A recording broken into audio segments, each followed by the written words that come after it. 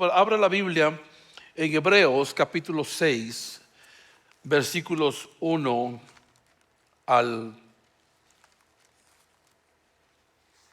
1 a 2. Estamos en una serie que le llamamos serie de verano, basado en el libro de Hebreos capítulo 6. Dice, por tanto, dejando los rudimentos de la doctrina de Cristo, vamos adelante a la perfección, no echando otra vez el fundamento de arrepentimiento de obras muertas, de fe en Dios, de la doctrina de bautismos, de la imposición de manos, de la resurrección de los muertos y del juicio eterno. El versículo 3 dice, y esto haremos si Dios en verdad lo permite.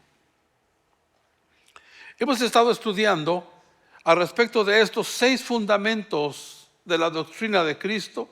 La semana pasada hablábamos al respecto del arrepentimiento de obras muertas y hablábamos también de la fe en Dios.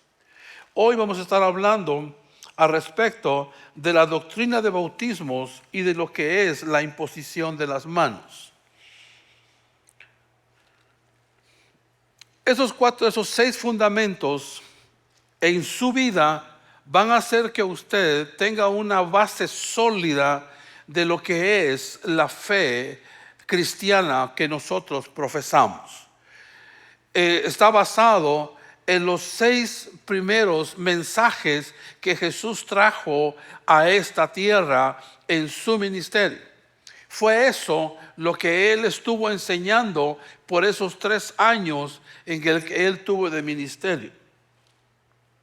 El escritor de los Hebreos nos recuerda que hay fundamentos esenciales de la fe cristiana que no pueden ser ignorados.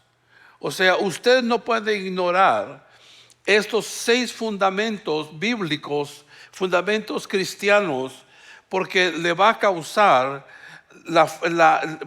en lugar de causarle madurez, le va a causar infantilidad. O sea, va a estar siempre siendo tratado como un infante, como una persona que no tiene madurez. Es muy importante que esta tarde, al hablar de doctrinas de bautismos y de la imposición de manos, nosotros veamos estas 2 ceremonias no como ceremonias vacías, sino como señales visibles de la obra invisible de Dios. Ambas cosas, tanto el bautismo como la imposición de manos, no son ceremonias vacías, no son ceremonias que se hacen aleatoriamente. Son ceremonias que tienen un profundo significado espiritual y que va a darle forma a lo que usted cree a través de la literatura de la palabra de Dios. En la iglesia de hoy existe el peligro de practicar actos sin entender bien de lo que estamos haciendo. Pero Dios quiere una iglesia que entienda y que crea que lo que se está practicando no solamente es bíblico, sino que es correcto y trae beneficios espirituales a nuestras vidas. Por eso hoy vamos a ver 3 verdades al respecto de la doctrina de bautismo y 3 verdades sobre la imposición de manos. Las primeras 3 verdades sobre la doctrina de Cristo, vamos a ver que el bautismo en aguas nos revela nuestra identificación con Cristo. El bautismo revela nuestra identificación con Cristo. No está en sus notas, pero quiero que por favor escriba Romanos capítulo 6, versículos 3 a 4. Y que mientras lo escribe, escuche con atención lo que dice esos 2 versículos, esos 3 versículos. ¿O no sabéis que todos los que hemos sido bautizados en Cristo Jesús, hemos sido bautizados en su muerte? Porque somos sepultados juntamente con Él para muerte por el bautismo, a fin de que como Cristo resucitó de los muertos para la gloria del Padre, así también nosotros andemos en vida nueva. El bautismo en aguas no salva a nadie. El bautismo en agua no salva a nadie, pero es una declaración pública que le pertenecemos a Jesús. Se lo voy a repetir. El bautismo en agua no salva a nadie, pero es una declaración pública que le pertenecemos a Jesús. Cuando descendemos al agua, usted se dio cuenta la semana pasada, tuvimos un bautismo aquí y vimos que a la persona que bautizamos la sumergimos en el agua y luego ella emergió del agua. En ese movimiento hay un gran simbolismo. Se ahoga, se entierra al viejo hombre y surge el nuevo hombre. Ese es el simbolismo que hoy le damos a lo que es el bautismo en agua. En el bautismo en agua estamos declarando la muerte al pecado. Cuando una persona se bautiza, está diciendo públicamente que muere al pecado. Está también diciendo que su hombre viejo ha muerto, que el hombre que le conducía a prácticas de pecado queda sepultado de tal manera que surge una nueva criatura. Declaramos una vida nueva cuando nos bautizamos. La verdad espiritual de esto es de que el agua no cambia el corazón de nadie, pero Cristo sí cambia el corazón de las personas. El ser bautizados en el agua no cambia el corazón de una persona, pero Cristo Jesús es capaz de cambiar el corazón de las personas. Antes de Cristo había muchas ceremonias de lavamiento. Habían abluciones, como se dice, abluciones levíticas, bautismo de prosélitos, bautismo de Juan, y todas esas ceremonias que habían de agua o de lavamientos conducían a lo que hoy entendemos el bautismo en Cristo Jesús. Es bien interesante porque en el libro de Hebreos capítulo 6 habla de doctrina, versículo 2, habla de doctrina de bautismos. No dice doctrina de bautismo. Y la razón por la cual está hablando de bautismos se debe a que el escritor utiliza una palabra en plural porque se está refiriendo a las diferentes prácticas de lavamiento que habían para purificación en el siglo II, que fue el siglo después de Jesucristo, cuando los judíos que se convertían trajeron a la práctica o querían todavía seguir practicando los diferentes rituales que habían aprendido a través de la ley. La palabra utilizada en el autor del libro de Hebreos, aquí usa una palabra que no es estándar para referirnos al bautismo que hoy practicamos. Quiero que me haga el favor de ver esta gráfica que va a aparecer en la pantalla.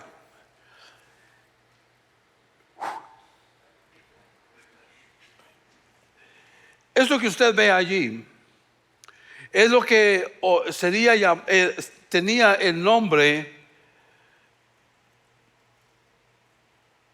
déjeme ver si me recuerdo, de mikvé. Mikvé era una especie de bautisterio, solo que esos mikvés servían para que las mujeres se lavaran después de su menstruación. Servía para que el hombre se limpiara si el hombre había tenido relaciones sexuales. servía también para que las personas que tocaban un muerto tuvieran que lavarse el cuerpo y varias otras cosas de purificación se hacían a través de lavamientos de agua. En sí, lo que la doctrina de bautismo nos enseña es a que es importante ser lavados de nuestros pecados, es de ser limpios de nuestros pecados. Abra en Apocalipsis capítulo 1 o escríbalo en sus notas si usted desea conferirlo más tarde.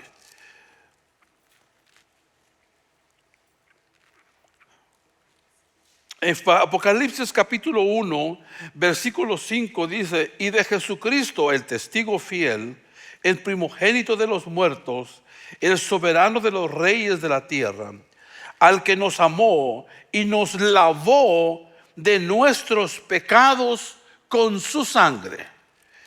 Es muy importante que usted entienda que el bautismo en aguas es de arrepentimiento, pero es también un símbolo del lavamiento de nuestros pecados por la sangre del Cordero.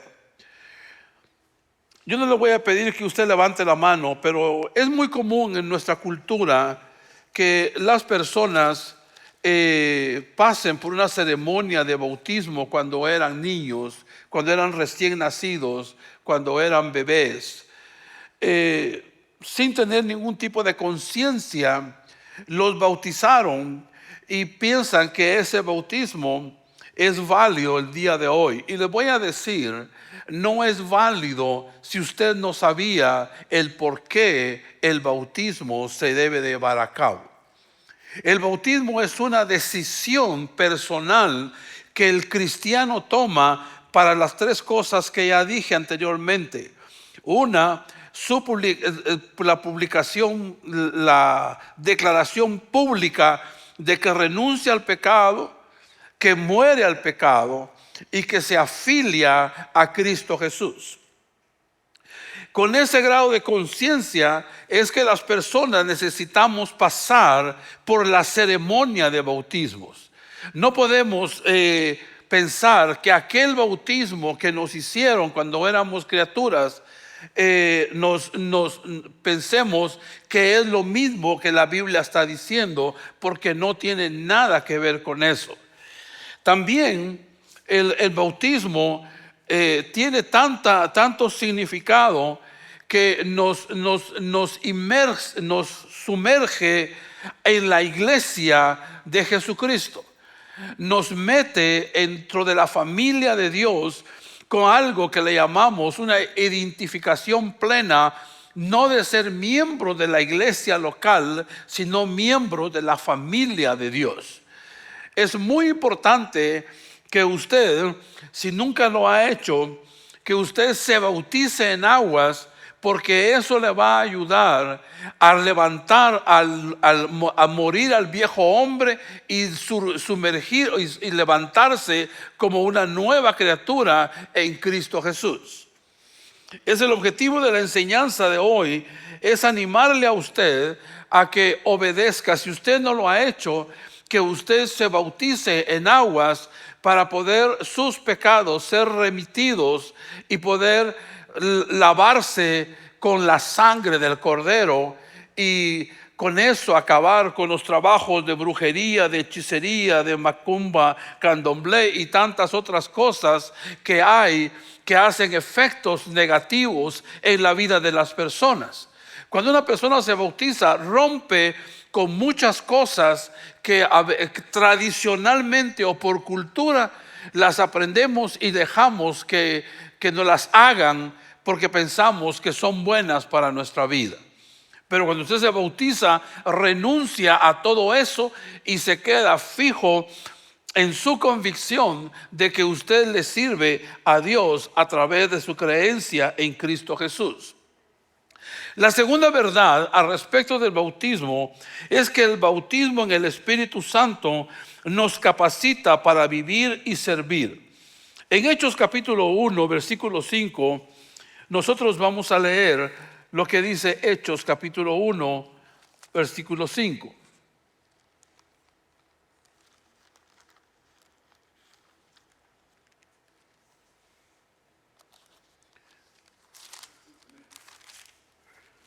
Porque Juan ciertamente bautizó con agua, mas vosotros seréis bautizados con el Espíritu Santo dentro de no mucho tiempo.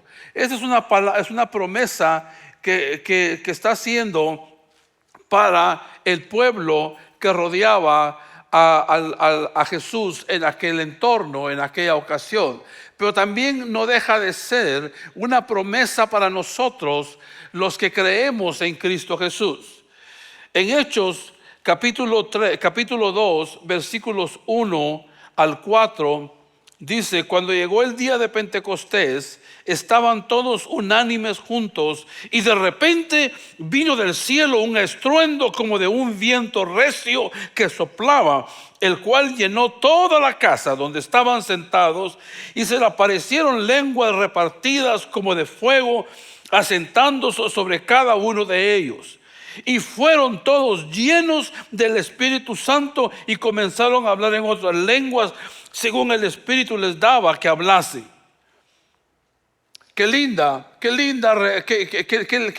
escena nos ha sido relatada en estos versículos, que es el cumplimiento de una promesa que viene desde el Antiguo Testamento hasta el Nuevo Testamento, y que Jesús en Juan capítulo 14 y capítulo 16 nos enseña que Él va a orarle al Padre para que mande otro consolador, que es el Espíritu Santo.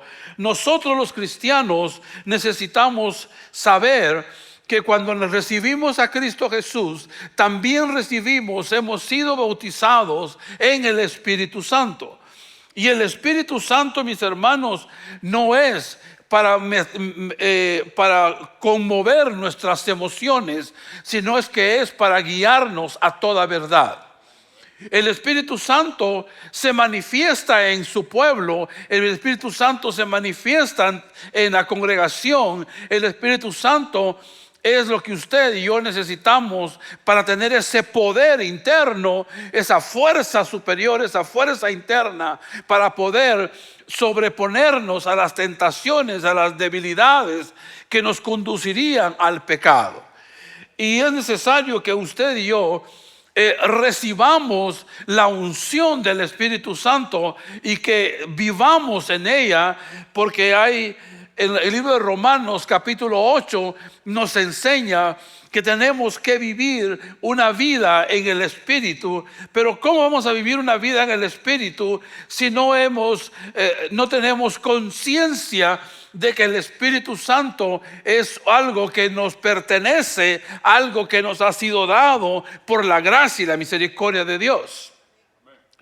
El Espíritu Santo, ese bautismo nos trae poder para testificar, nos trae fortaleza espiritual, nos activa dones espirituales, transforma el carácter del cristiano. No se trata solamente de manifestaciones externas, sino que se trata de manifestaciones internas que dan fruto externamente.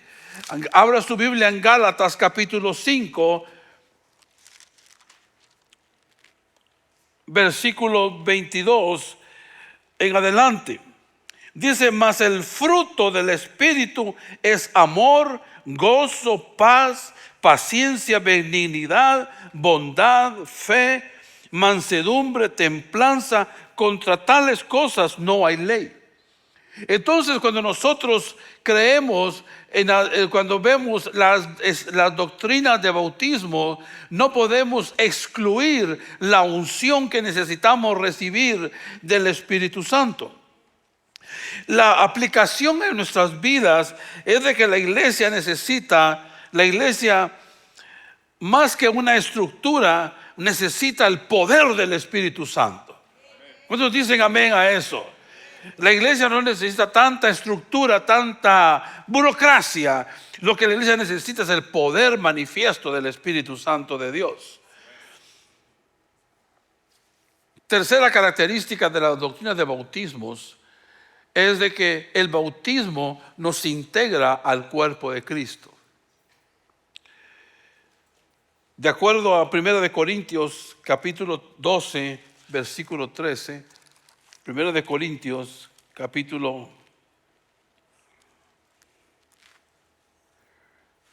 12, porque por un solo espíritu fuimos todos bautizados en un cuerpo, sean judíos o griegos, sean esclavos o libres, a todos se nos dio el beber del mismo espíritu. Cuando nosotros somos bautizados, nosotros nos vemos unidos a la iglesia, al cuerpo de Cristo. ¿Usted sabía que usted es miembro del cuerpo de Cristo? ¿Verdad? La siguiente pregunta es, ¿usted actúa como un miembro del cuerpo de Cristo? Es una pregunta interesante, porque a veces sabemos que somos miembros del cuerpo de Cristo, pero no actuamos como miembros del cuerpo de Cristo. Y es necesario que haya una coherencia entre saber que somos miembros del cuerpo de Cristo y actuar como miembros de tal cuerpo. Y eso es necesario porque el bautismo cristiano no es un acto aislado, es la entrada al cuerpo de Cristo. En el judaísmo había muchos lavamientos repetitivos. En Cristo hay una sola obra perfecta. Cuando nosotros entendemos eso, nos encontramos con la verdad espiritual de que no caminamos solos, caminamos como un cuerpo.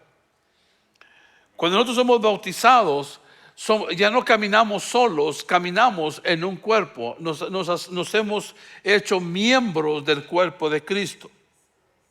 Y esto es muy importante, mis hermanos, que usted y yo lo entendamos y lo practiquemos, porque tiene que haber fruto en nuestras vidas de que estamos unidos al cuerpo de Jesucristo, al cuerpo de Cristo. Tiene que haber evidencia de que somos miembros del cuerpo de Cristo. Ayer tuve una experiencia muy bonita. Habían como unas 30 y pico de mujeres en mi casa celebrando el cumpleaños de mi esposa. Y yo me puse a pensar, estaba meditando en la predicación, me puse a pensar qué bonita manifestación de cariño, de aprecio que se le da a una persona. Pero no somos cuerpo de Cristo solo para purrún, para fiesta. Tenemos que ser miembro de Cristo en otras áreas en las que nos necesitamos mutuamente. En las que nos necesitamos en la tragedia, en el dolor, en la tristeza. Poder ser parte del cuerpo de Cristo nos ayuda a consolarnos cuando es necesario, animarnos cuando es necesario. Por eso es de que animamos a las personas a congregarse. Por eso es que existen las congregaciones, para poder fomentar esa consecuencia del bautismo que nos provoca ser miembros del cuerpo de Cristo. Esto lleva al punto que es necesario decir. El creyente debe comprometerse con la iglesia local. Es muy importante que el creyente, el que es discípulo, aquel que ha sido bautizado, tenga un compromiso con su iglesia local. Esto no es una publicidad a la que usted se haga miembro de esta iglesia. Esta es una declaración que es importante que usted le escuche, que nosotros, el liderazgo de la iglesia, esperamos que usted se comprometa con la iglesia a la que usted sirve, en la que usted es miembro y es un miembro activo. Vamos a hablar un poco al respecto de 3 verdades sobre la imposición de manos. La imposición de manos es un acto de bendición y de amor. Vamos a ver Marcos capítulo 10, versículo 16. Dice, y tomando los niños en los brazos, poniéndole las manos sobre ellos, los bendecía. ¿Quién es él? ¿Quién es el que está tomando a los niños en los brazos y poniendo sus manos sobre ellos para bendecirlos? Es Jesús. Y esto venía como herencia cultural, porque desde Génesis capítulo 48, nosotros podemos ver a los patriarcas bendiciendo, como lo hizo Jacob con sus hijos, por ejemplo, con el hijo que se llama José. La imposición de manos comunica bendición. La imposición de manos expresa amor, expresa cuidado espiritual y declara el favor de Dios sobre la persona que recibe la imposición de las manos. No es una ceremonia cualquiera. No es voy a imponer manos a ver qué pasa. No, tenemos que tener con plena conciencia de que tenemos la imposición de manos tiene un significado y trae consecuencias en la vida de las personas. En el Antiguo Testamento los patriarcas imponían manos sobre sus hijos para transmitir bendición y destino. Esto es lo que nosotros sabemos hoy. ¿Por qué los patriarcas bendecían a sus hijos? No era solamente para bendecirlos, sino que era para definir un destino en la vida de ellos. La imposición de manos es una forma visible de decirle a las personas: Dios está contigo. Es una manera que le podemos decir a una persona: Dios está a favor tuyo. La iglesia necesita volver a bendecir imponiendo manos. La iglesia necesita bendecir a sus hijos. ¿Sabe una cosa? No le imponga manos solamente a sus hijos. No le imponga manos a sus hijos. Sí, bendígalos. Tómelos, abrácelos. Impóngale sus manos sobre su cabeza y dígale: hijo, te bendigo. Hijo, recibe bendición para que tu destino sea un destino en Dios, de acuerdo a lo que la palabra de Dios dice, no a lo que este mundo dice. Bendiga a su cónyuge. De vez en cuando, déle un abrazo y dígale: te bendigo en el nombre de Jesús. Impóngale la mano sobre su frente y practique la imposición de las manos como algo que usted está usando para decirle a la persona a la cual usted le impone manos: Dios está contigo, Dios te ama. ¿Cuánta diferencia hace cuando en un matrimonio hay imposición de manos? ¿Cuánta importancia tiene que entre el liderazgo de las iglesias se utilice la imposición de manos de la manera correcta? Muchas generaciones han sido bendecidas a través de la imposición de las manos. Así como un padre abraza a su hijo antes de salir a un largo viaje para transmitirse de seguridad, así Dios usa la imposición de manos para afirmar su amor sobre todos nosotros. De la misma manera en que alguien que va a salir de viaje y recibe bendición, imposición de manos para que le vaya bien, de esa misma manera Dios te bendice cuando recibes la imposición de las manos. Y esto es sumamente importante, mis hermanos, que la imposición de manos es un canal de sanidad y ministración espiritual. La imposición de manos es un canal de sanidad y de ministración espiritual. Marcos capítulo 16, versículo 18. Dice sobre los enfermos, ¿qué dice? Pondrán sus manos y sanarán. Sobre los enfermos pondrán impartirán con sus manos sanidad. No sé si usted alguna vez ha recibido oración por sanidad. ¿Cuántos han recibido alguna oración por sanidad? Si usted si usted ha recibido alguna oración por sanidad, usted ha experimentado que alguien viene a usted y le pone su mano, ya sea en la frente o en el lugar donde usted adolece. Y esto es lo que la comisión de los discípulos de Jesús recibieron, que ellos impondrían manos y sanarían sobre los enfermos, y los enfermos sanarían. Es la misma comisión que nosotros tenemos en el día de hoy. Nosotros tenemos, no es nuestro, quiero que usted entienda esto, mi hermano, la imposición de manos no es para el show de una persona.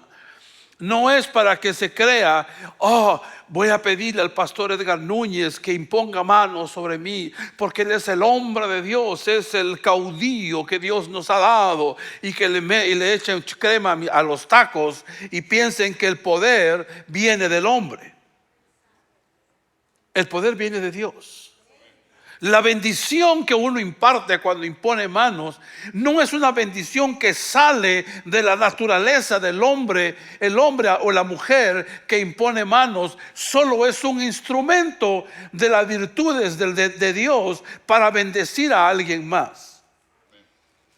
Yo me recuerdo que recién convertido, yo estaba fascinado, por así decirlo, de ver que la gente recibía oración, le imponían manos, caía en el suelo, se revolcaban, gritaban, lloraban, temblaban, y yo estaba súper fascinado con eso, pero me di cuenta que muchas veces eso era la manipulación de algunas personas, y no por llevarlo a algún extremo al que ha sido llevado, vamos a dejar de disfrutar de las virtudes que hay en la imposición de manos.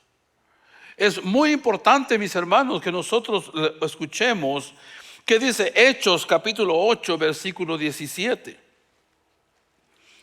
Entonces les imponían las manos y recibían el Espíritu Santo. Entonces les imponían las manos y recibían el Espíritu Santo. Esto nos enseña que Dios usa la fe para obrar milagros, que Dios ministra por medio de su iglesia. El poder no está en las manos, sino en Dios. Juan capítulo 15 versículo 5 dice bien claramente: separados de mí nada podéis hacer. La mano es solo un instrumento, pero Cristo es la fuente.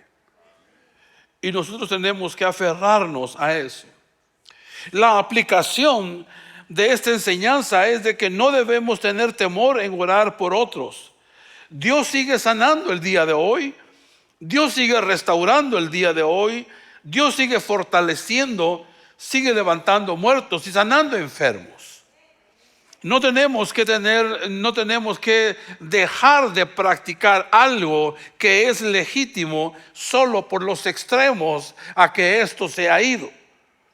Tenemos que rescatarlo como una práctica común en la iglesia de Jesucristo para poder ver las obras, las maravillas, las señales y prodigios que Él puede hacer a través de los instrumentos llamados manos. ¿Está usted conmigo todavía? Es como un cable eléctrico, no tiene poder en sí mismo, pero transmite energía cuando está conectado a la fuente. Así nuestras manos solo son útiles cuando están conectadas a Cristo. De la misma manera, el cable eléctrico, mientras no esté conectado a la fuente, no hay por qué temerle. No hace nada. Pero una vez que está conectado al poder, que está conectado a la fuente, es cuando ilumina, es cuando mueve máquinas, es cuando genera energía. Y esto es sumamente importante que usted lo vea, porque la imposición de manos no puede ser hecha a la ligera. Vamos a ver esto más adelante. La imposición de manos es un acto de comisión y responsabilidad. La imposición de las manos es un acto de comisión y responsabilidad. En el Antiguo Testamento, Moisés impuso manos sobre Josué para transferir la autoridad. Allá en Números, al capítulo 27, usted ve eso. En el Nuevo Testamento vemos lo mismo. En Hechos, capítulo 13, versículos 2 a 3, dice: les impusieron las manos y los despidieron. ¿Quiénes eran estos? Los apóstoles despidiendo a un grupo de personas que estaban saliendo comisionadas para hacer la obra del ministerio. En ese caso específico, estaban enviando a Barnabás y Pablo al ministerio apostólico. En 1 de Timoteo, capítulo 4, versículo 14, dice que la imposición de las manos del presbiterio, o sea, el grupo de ancianos, el grupo de presbíteros, tiene la autoridad de comisionar a una persona que va al ministerio. Le voy a dar un ejemplo sobre esto. Cuando nosotros empezamos Iglesia Grace, los pastores de la iglesia en inglés vinieron al servicio de inauguración y estuvieron todos juntos con nosotros, impusieron manos sobre Flor y sobre mí y nos comisionaron para que pudiéramos hacer la obra del ministerio. Eso hace legítimo delante de Dios el hecho de ser nombrado un pastor o un ministro del evangelio. Hoy en día, mis hermanos, mucha gente se levanta solo sin imposición de manos. Y es un desastre. Es algo que está fuera de orden y Dios no bendice las cosas fuera de su orden. La imposición de manos en la comisión significa que el reconocimiento del llamado que la persona tiene para aquello que está siendo comisionado. Se utiliza la imposición de manos por el presbiterio para confirmar el ministerio de alguna persona. Y tercero, es el respaldo espiritual de la iglesia sobre aquella persona que está siendo comisionada para una obra. Ahora hay una advertencia. El apóstol Pablo, enseñándole a Timoteo, le dice en 1 de Timoteo 5:22, le dice: no impongas con ligereza las manos a ninguno. O sea, no es que vamos a salir por ahí imponiendo manos a todo lo que se mueva. Lo vamos a hacer de manera intencional, lo vamos a hacer de manera que el Espíritu de Dios esté detrás de la operación, de la ceremonia. Esto nos enseña que no todo llamado debe ser apresurado. El carácter de una persona necesita ser probado, porque Dios mira el corazón de una persona. Mis hermanos, la iglesia debe valorar el ministerio con seriedad, discernimiento y oración. Por eso respetamos la imposición de manos sobre los ministros de esta casa, por ejemplo.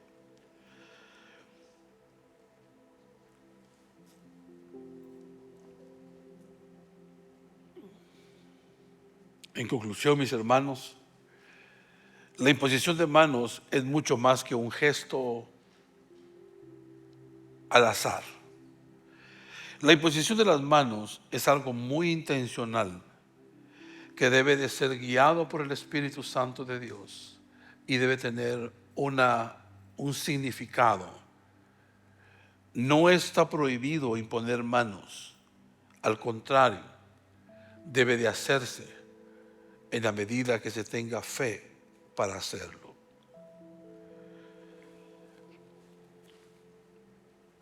Efesios capítulo 4, versículo 13 dice: hasta que todos lleguemos al varón perfecto.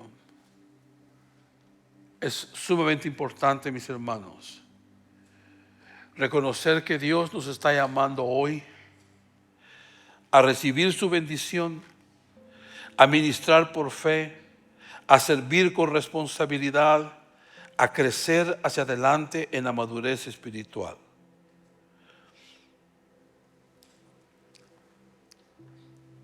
Estas dos enseñanzas, la doctrina de bautismos y la imposición de manos, son ceremonias que tienen significado y consecuencia espiritual en nuestras vidas.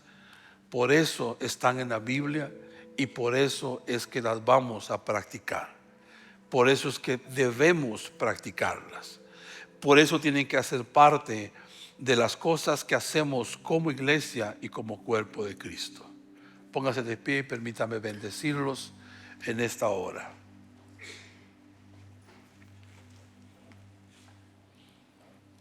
Padre, que nuestras manos sean instrumentos de gracia, de poder y de propósito que te agrade y glorifique tu nombre. Que cada bautismo que se haga y se realice en esta congregación, Señor, entierre a muchos hombres viejos y que resuciten hombres, que surjan nuevos hombres. Señor amado, que en cada ceremonia que esta iglesia practique esté la unción de tu Espíritu Santo, tu gracia y tu favor, Señor. Te vengo a pedir en esta hora, mi Dios, que pongas en el corazón de aquellos que aún no se han bautizado un entendimiento claro y el deseo por así realizarlo, para que la obra que tú has empezado en sus vidas no tenga ningún estorbo y al contrario, Señor, se abra un manantial, un caudal de bendición sobre sus vidas por el reconocimiento de ser miembros del cuerpo de Cristo. Señor, te suplico en el nombre de Jesús que todo aquel que posee dones espirituales, todo aquel que ha recibido a tu Espíritu Santo, todo aquel que se considera una nueva criatura, se atreva a orar por otros, por sanidad, por prodigios, por señales, a través de la imposición de las manos, Señor. Señor eterno, te damos gracias por tu palabra y te suplicamos, Dios, que tú recibas el honor y la gloria por el resultado que esto va a dar en nuestras vidas cotidianas. Una vez más, Señor, yo vengo a suplicarte, Señor, que guardes del mal a mis hermanos, que los libres de los dardos inflamados del maligno, que no haya arma forjada que tenga poder en contra de ellos. Señor, no permitas que sus pies tropiecen, Señor. Que ellos puedan seguir caminando con firmeza en ti, Señor, de tal manera que haya una correlación entre su fe y el resultado de esa fe en sus vidas, Señor. Señor, yo los bendigo creyendo que esta semana que empieza será una semana de gran bendición para sus vidas y que todo aquello que harán, lo harán para glorificarte a ti y los beneficios los van a sufruir, Señor, porque tú eres bueno, porque tú eres santo y porque tú eres justo, Señor. Yo bendigo a mis hermanos, Dios, en el nombre de Jesús. Amén y amén. Que Dios me los bendiga, mis amados.